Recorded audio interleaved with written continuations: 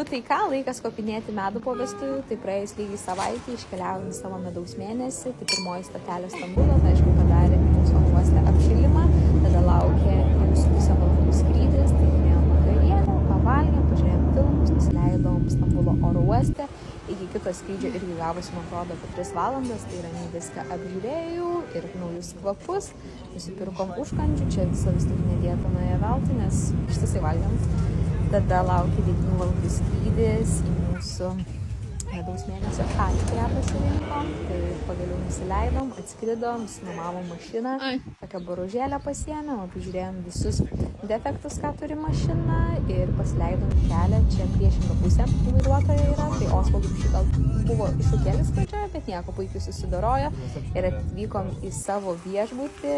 Tai mūsų medaus mėnesis vyks Mauricijoje. Jūs pažiūrėkit, kokios spalvos, biškį nelabai galiu patikėti, kad čia esu, viskas žiauriai patiko čia atvykus ir tokį kambariuką gan erdvų gavom.